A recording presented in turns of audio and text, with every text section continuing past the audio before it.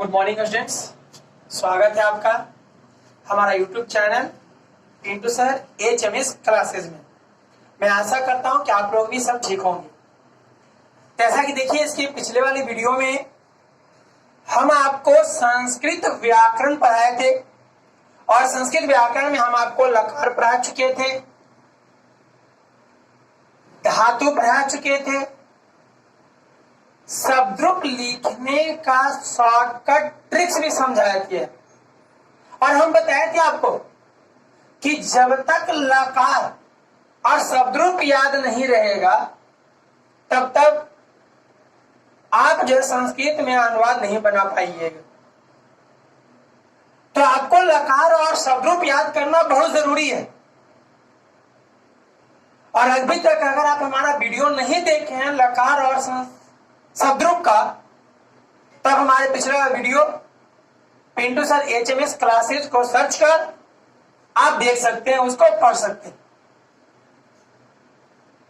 हम आपको संस्कृत व्याकरण में कारक पढ़ा रहे थे, जो अनुवाद को सिखाने का नियम होता है, अनुवाद बनाने का नियम होता है, जिसमें हम आपको कर्ता कारक के बारे में बता चुके थे। अब आइए हम लोग कर्ता के बाद पढ़ेंगे कर्म, क्योंकि हम आपको बताए थे कि देखिए कारक को संस्कृत में अनुवाद की दृष्टि से 7 भाग में बांटा गया था। कर्ता, कर्म, करण, संप्रदान, अपदान, संबंध, अधिकरण। तो 7 भाग जो बोले थे, तो हम बताए थे कि 7 का हम रूल्स चलेंगे, नियम चलेंगे, सूत्र चलेंगे और उसी सूत्र के अनुसार जो हम लोग अनुवाद को बना सकते हैं। तो हम आपको कर्ता कारक के बारे में बता चुके थे कि कौन कौन जो है शब्द कर्ता में आएगा और किसमें प्रथमा विभक्ति का प्रयोग होगा। सूत्र के अनुसार हमने उसको व्याख्या करते हुए आपको अनुवाद की दृष्टि से समझाए थे। अब आइए हम लोग कर्म कारक के बारे में पढ़ेंगे कि कर्म कारक में हमेशा जो है द्वितीय विभक्ति का प्रयोग है। लेकिन कौन कर्म कारक होगा, किसमें द्वितीय विभक्ति का प्रयोग होगा, इसके बारे में हम लोग आज क्या करेंगे, जानेंगे। तो ये पहले हम लोग जाने कर्म कारक का सूत्र, कि कर्म कारक का संस्कृत में सूत्र क्या होता है, संस्कृत में डिफिनेशन क्या होता है। बहुत लोग होता है कर्म कारक का संस्कृत में सूत्र बताइए जी। तो बोले कर्तूरी सिप्त ममम, कर्तूरी सिप्त ममम कर्म। कर्ता का सूत्र क्या बताइएगा, कर्म कारक का, सॉरी कर्म कारक का सूत्र है कर्तूरी शिप्त ममम कर्म। इसका व्याख्या होता है कि कर्ता को, कर्ता हम बताए थे कि जो काम करने वाला होता है, नहीं कि जो काम करता वही कर्ता होगा। तो जो काम करने वाले को अत्यंत इच्छा जिस काम को करने में होती है, जैसे होता है ना किसी किसी को कोई काम को करने में ज्यादा रुचि होता है, ज्यादा इच्छा होता है, तो जिस काम में इच्छा होती है उसे हम कर्म कारक कहते हैं। जैसे एग्जाम्पल करें कि राम किताब पढ़ता है, या देखिए पढ़ना क्या है, काम है। पढ़ना क्या है, काम है। अरे पढ़ने का काम कौन किया, राम। तो जो काम करेगा क्या होगा, कर्ता। काम करेगा सो कर्ता। तो पढ़ने का काम कौन किया, राम। अब देखिए राम को पढ़ने की तो इच्छा है, लेकिन किताब क्या पढ़ रहा है, तो देखिए क्या पढ़ रहा है, किताब। अगर उसको इच्छा होगा किताब पढ़ने का तब वो किताब पढ़ा, नहीं तो होता वो अखबार भी पढ़ सकता था, चुटकुला पढ़ सकता था, शायरी पढ़ सकता था, सिनेमा देख सकता था, लेकिन उसके अंदर इच्छा जागा कि हम क्या पढ़ेंगे, किताब पढ़ेंगे। और देखिए जब तक मन में इच्छा नहीं होती तब तक हम किसी भी काम को करते नहीं। तो अर्थात राम को इच्छा जागा क्या पढ़ने के लिए, किताब पढ़ने के लिए। तो यहाँ पर जो इच्छा व्यक्त किया वो क्या हो गया, कर्म कर्म। क्योंकि राम को क्या पढ़ने की इच्छा होगा, किताब, किताब हो गया कर्म। वैसे देखिए जाने का काम हो रहा है कि नहीं, जाना काम। अरे जाने का काम कौन कर रही है, तो सीता। तो जो काम करे वो क्या होगा, कर्ता। तो यहाँ पर स्पष्ट हो रहा है कि जाने का काम कौन कर रही है, सीता। तो सीता क्या हो गई, कर्ता हो गई। अब देखिए सीता को कहां जाने की इच्छा होगा, तो देखिए सीता कहां जा रही है, घर। तो उसको अंदर इच्छा हुआ घर जाने के लिए कि नहीं हम घर जाए, तब ना वो घर गई। नहीं तो अगर इच्छा होता है कि नहीं हम मार्केट जाएंगे तो मार्केट चली जाती, मन होता है कि नहीं हम घूमने के लिए जाए तो घूमने के लिए गाड़ी में चली जाती, सिनेमा देखने उस बीच जा सकती थी, लेकिन उसके अंदर इच्छा हुआ कि हम चुपचाप से कहां जाएंगे, सीधे घर जाएंगे। तो क्या देखिए इच्छा व्यक्त की कि नहीं की, उसके इच्छा हुआ कि हम कहां जाएंगे, घर। इच्छा हुआ था वो कहां गई, घर गई, है कि नहीं। तो वही कह रहा कि कर्ता को काम करने वाले को जिसमें अत्यंत इच्छा होगी, जिस काम को करने में वही कर्म कर होगा। देखिए सीता को कहां जाने की इच्छा हुआ था, घर। घर क्या हो गया, कर्म कर। क्योंकि जब तक आप कारक नहीं पहचानिएगा तब तक अनुवाद नहीं बनेगा। क्योंकि जब कारके नहीं पहचानिएगा तो विभक्ति कहां से लगाइएगा, और जब विभक्ति नहीं लगाइएगा तो आपका सही अनुवाद बनेगा नहीं। अब देखिए कहता है कि कर्म कारक में द्वितीय विभक्ति का प्रयोग है, यानी अब जहां जहां कर्म रहेगा उसमें द्वितीय विभक्ति का प्रयोग। लेकिन हम कैसे जानेंगे कि कौन कर्म है, किसमें द्वितीय विभक्ति का प्रयोग है। तो इसके लिए सूत्र का निर्माण किया गया है, और उसी सूत्र के व्याख्या से हम लोग जानेंगे कि किन किन शब्दों में द्वितीय विभक्ति का प्रयोग होती है। जैसे एग्जाम्पल देखिए, पहला कर्मणि द्वितीय। पहला सूत्र क्या कह रहा है, कर्मणि द्वितीय, यानी कहने वाले कर्म कारक में। कौन कारक में, कर्म कारक में। और कर्म तो हम बताएंगे जिसमें अत्यंत इच्छा हो, तो जिसमें अत्यंत इच्छा होगा वो होगा कर्म, और जो कर्म होगा उसी में द्वितीय विभक्ति की प्रयोग होती है। द्वितीय विभक्ति क्या होती है, प्रयोग होती है। जैसे एग्जाम्पल देखा, राम किताब पढ़ता है। तो हम आपको बात का नियम बताए थे कि आपको जैसे हिंदी दिया हो रहा है उसी प्रकार संस्कृत बनाइएगा। तो पहले हमको हिंदी क्या करे, राम, तो पहले हम राम का संस्कृत ले चले। तो पहले राम को पकड़िए कि राम कौन कारक है। ये पहले बोले कि जब तक कारक पहचानिएगा नहीं तब तक विभक्ति लगाइएगा नहीं, अब विभक्ति लगेगा नहीं तब तक आपका अनुवाद सही बनेगा नहीं। तो देखिए, तो यहाँ पढ़ना क्या है, काम है। अभी पढ़ने का जो काम है कौन किया, राम। पढ़ने का काम कौन किया, राम। तो जो काम करे वो क्या होगा, कर्ता होगा। यहाँ देखिए, तो राम कर्ता न हो गया जी। और जब कर्ता होता है तो हम बताए थे कि उसमें प्रथमा विभक्ति की प्रयोग होती है, प्रथमा विभक्ति होती है। इसके पिछले क्लास में बताएं। अगर अभी तक हमारा वीडियो सब्सक्राइब नहीं किए तो कर लीजिए, और अगर कर्ता कारक नहीं पढ़े हैं तो पिछले वाले वीडियो में जाकर देखिए, कर्ता कारक के बारे में आपको पता चलेगा। कि जब कर्ता याद रहेगा तभी आप आगे की ओर अनुवाद बना पाइएगा। तो देखिए, पढ़ने का काम कौन किया, राम, और जो काम करे वो क्या होगा, कर्ता। और जो कर्ता होता है उसमें प्रथमा विभक्ति होती है। कौन विभक्ति, प्रथमा। क्या देखिए, तो राम के एगो है, एगो, तो प्रथमा के एक वचन। क्योंकि एगो रहेगा तो एक वचन, दो रहेगा तो द्विवचन, बहुत सा रहेगा तो बहुवचन। तो राम के एगो है, एगो, तो प्रथमा के कौन वचन, एक वचन। अब देखिए, तो रामो ही अकारांत आ रहा है और राम पुरुष है, तो अकारांत पुल्लिंग में इसका प्रयोग है। तो हम अकारांत पुल्लिंग का जो है शब्द रूप लिखने का ट्रिक बताए हैं। अगर अभी नहीं देखे तो जाकर हमारे YouTube channel Pintu sir HMS classes पर देख सकते हैं। ठीक है, तो राम देखिए, तो प्रथमा के एक वचन में आकारांत, तो प्रथमा के एक वचन के आकारांत में राम का रूप क्या होगा, राम। क्या होगा, क्या होगा, क्योंकि एक है। अब देखिए क्या आ रहा है, किताब। तो राम तो पढ़ने का काम कर रहा है, लेकिन उसको पढ़ने की क्या इच्छा होगा, किताब। और जिसमें इच्छा हो कौन कारक, कर्म का। तो किताब का संस्कृत क्या होता है, पुस्तक।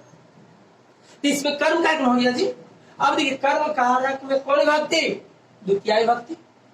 अर्थात पुस्तक में कौन विभक्ति, द्वितीय, क्योंकि पुस्तक क्या है, कर्म है। क्योंकि राम को अत्यंत इच्छा किसको पढ़ने में हो रही है, किताब को। आज जिसमें अत्यंत इच्छा होगा वही कर्म होगा। तो कर्म कौन हो गया, किताब, क्योंकि राम को पढ़ने की इच्छा क्या है, किताब। और किताब का संस्कृत क्या होता है, पुस्तक। अब देखिए, पुस्तक को अकारांत आ रहा है कि नहीं। अब पुस्तक क्या है, नपुंसक है, तो अर्थात इसका जो रूप है अकारांत नपुंसक पर चलेगा। आई कर्म कारक है, तो कर्म कारक में कौन विभक्ति, द्वितीय। पुस्तक के एगो है, एगो, अर्थात द्वितीय के एक वचन। तो इसका रूप जो द्वितीय के एक वचन में अकार नपुंसक पे चलेगा और अकार नपुंसक पे फल का भी रूप चलता है। तो फल का रूप क्या होता है? फलम। तब पुस्तक का क्या होगा? पुस्तक। ठीक है। अब देखिए पढ़ता है, तो पढ़ना का संस्कृत हम लोग क्या जानते हैं? पठ। ता है कौन सा लकार का वाक्य को इंडिकेट कर रहा है? लट लकार। क्योंकि हम बताए थे कि मुख्य क्रिया के अंत में ता है, ती है, ते है, रहा है, रही है, रहे लगा रहे, तो हमेशा लट लकार होता है। तो देखिए तो ता है लगा है कि नहीं, तो कौन सा लकार है? लट लकार। और हम बताए थे कि लकार हमेशा कर्ता के अनुसार प्रयोग होता है। यानी कि तो राम ने राम नाम है, और बताए थे इसके पिछले वाले वीडियो में बताए थे कि नाम हमेशा प्रथम पुरुष के एक वचन। तो लट लकार का रूप प्रथम पुरुष के क्या होता है? ती। तो क्या हो जाएगा? पठ ती। ठीक है। सीता घर जाती है, पहले क्या आ रहा है? सीता। सीता बताइए कौन कारक? कर्ता कारक, क्योंकि जाने का काम कर रही है, और जो काम करे वो कर्ता। तो जाने के काम कौन की? सीता। तो सीता कर्ता हो गया। और कर्ता में कौन व्यक्ति? प्रथमा। तो सीता के गो है? एगो। तो प्रथमा के एक वचन। अब देखिए सीता अंत में आ रहा है, तो ये आकार अंत हो गया, और स्त्री है तो आकार अंत स्त्री पर, और आकार अंत स्त्री का शब्द रूप हम आपको बता चुके हैं। इसका रूप किस पे? लता पे। तो लता का रूप प्रथमा के क्या होता है? लता। तो सीता का क्या होगा? सीता। ठीक है। अब कहना देखिए सीता को जाने की कहां इच्छा हुआ? घर।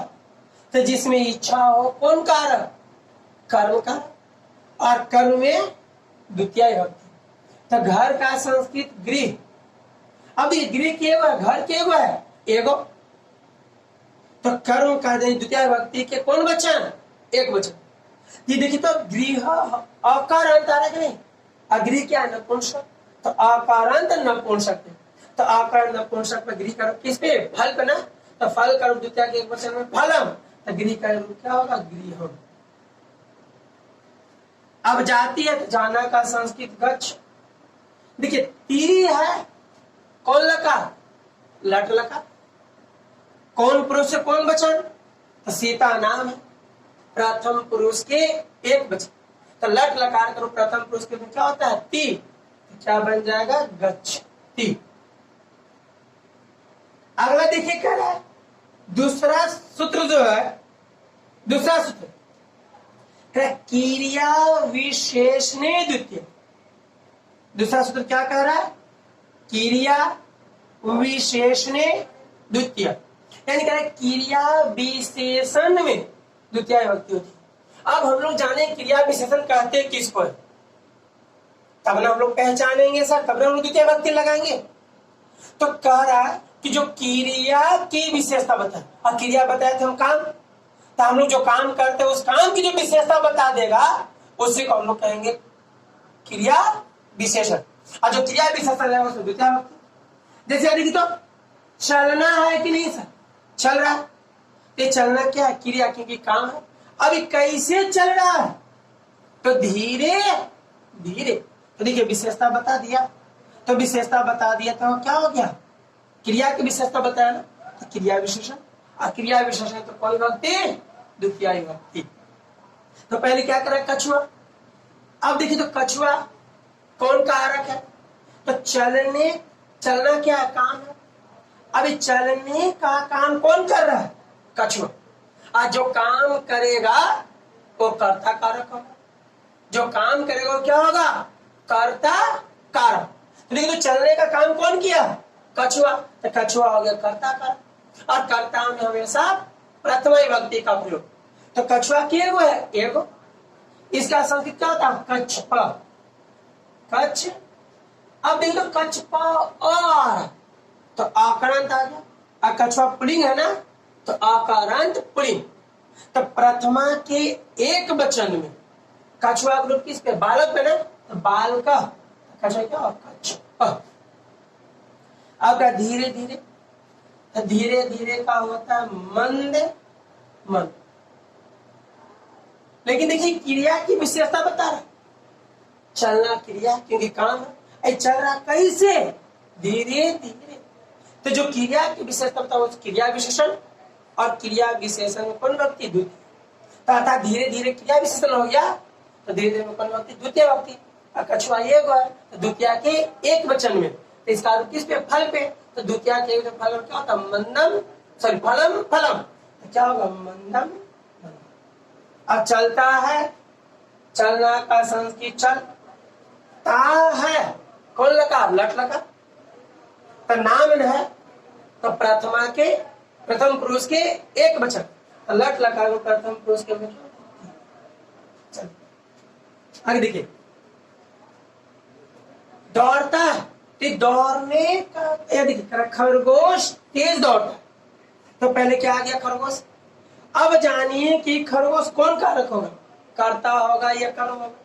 तो हम बताए कि जो काम करे वो करता, तो दौड़ना काम है, दौड़ने का काम कौन किया, खरगोश, तो खरगोश क्या हो गया, करता। अब करता में कौन व्यक्ति, प्रथमा, खरगोश क्या है, केगो है, एगो, तो प्रथमा के एक वचन, तो प्रथमा के एक वचन में खरगोश को बालक बना, तो क्या होगा, सस्क, खरगोश का संस्कृत क्या होता है, सस्क। अब प्रथमा के एक वचन में क्या होगा, बालक को बालक, तो खरगोश संस्कृत को क्या होगा, सस्क।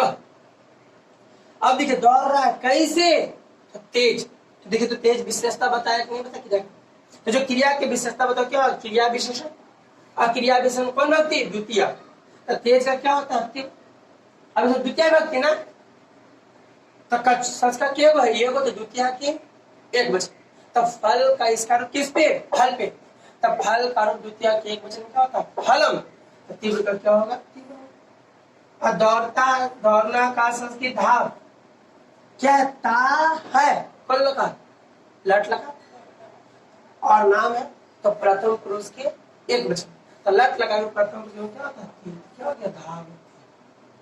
ठीक है, इसको उतारिए आप।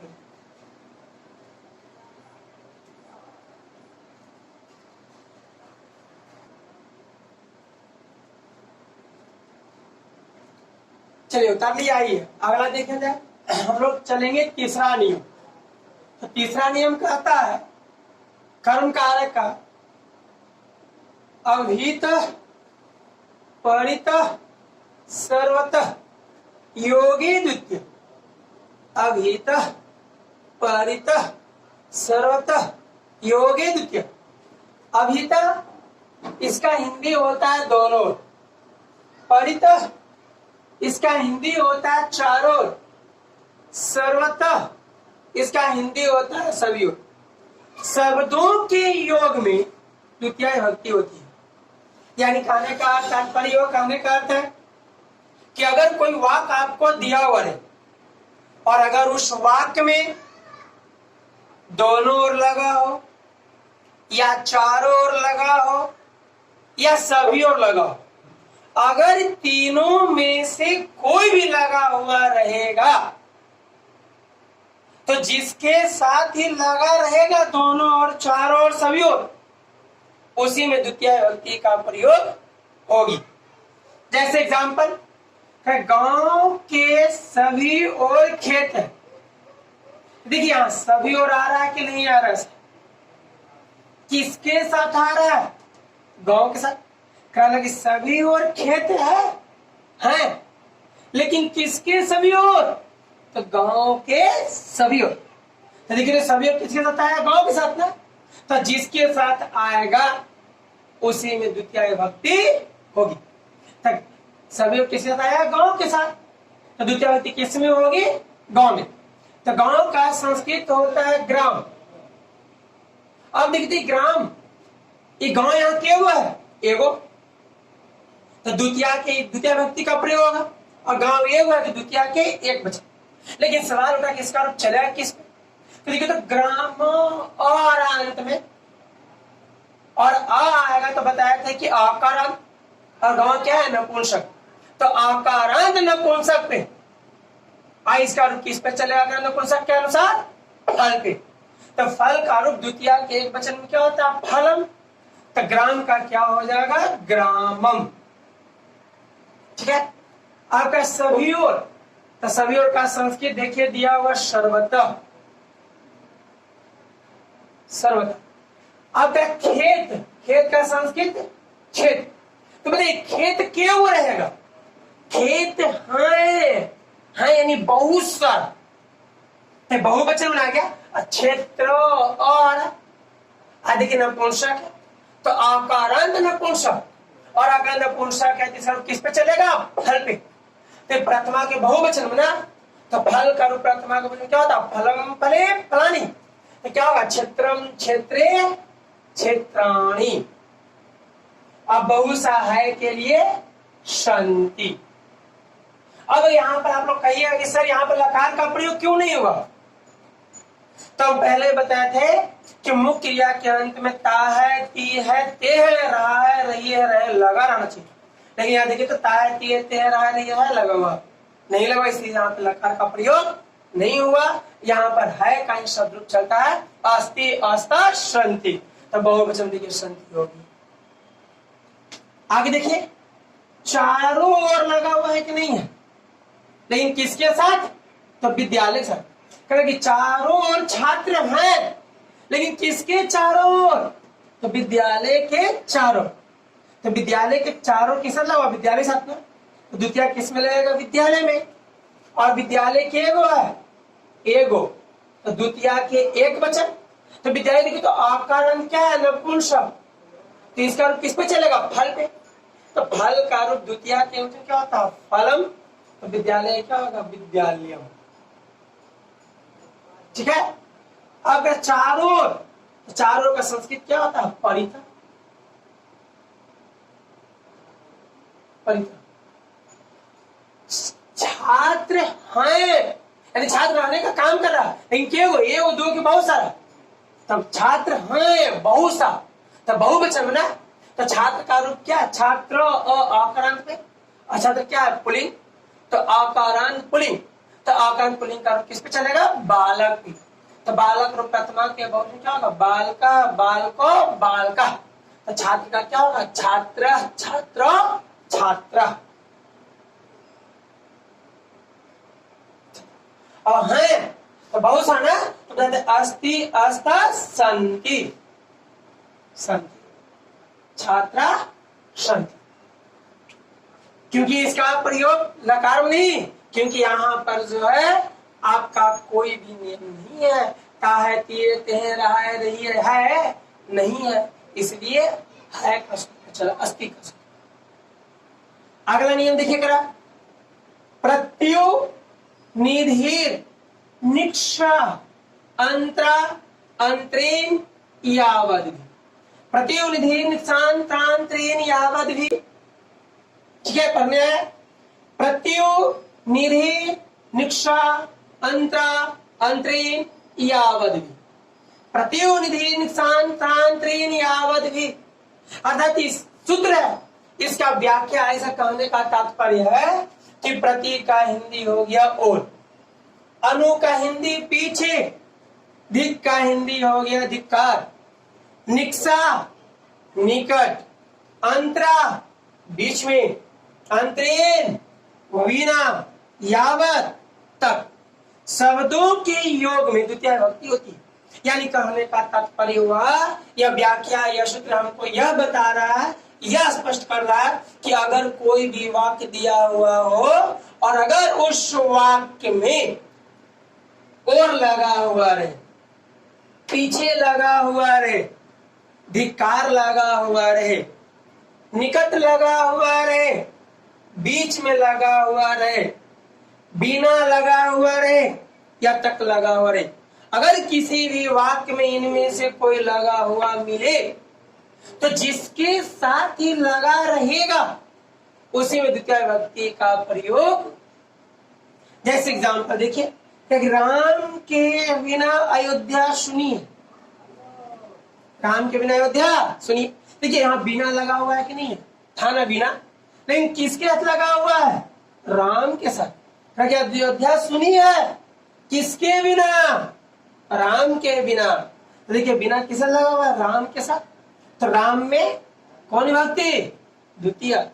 तो राम के एगो है, एगो, तो द्वितीया के कौन वचन? एक वचन।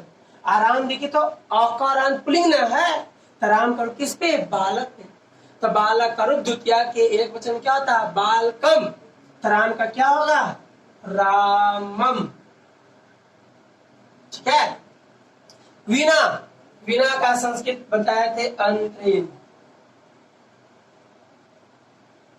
ठीक है, अंतरेन।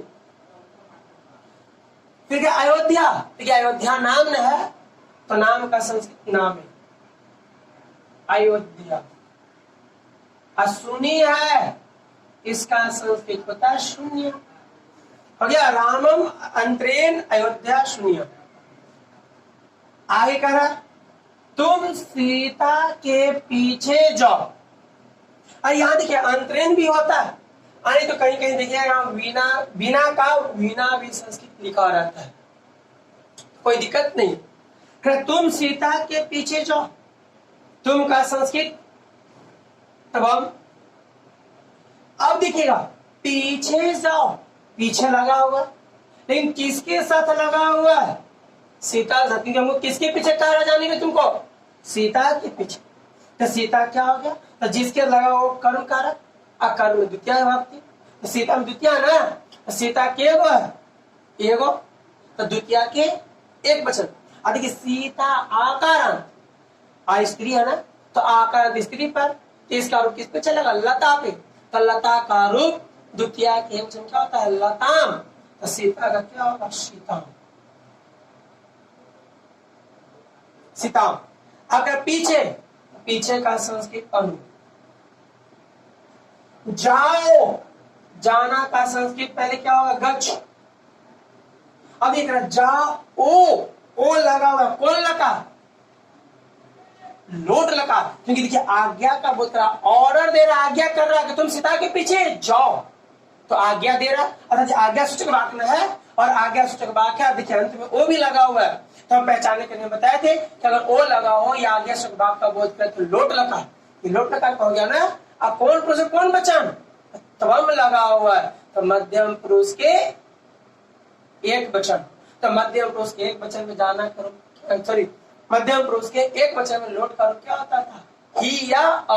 तो हम बताए थे कि ही का प्रयोग कब? जब किसी को कोई वस्तु हम दे या ले तब। लेकिन देने लेने का बोध ना हो रहा है, तो बताए इसमें अ अर्थात जो का त्यो।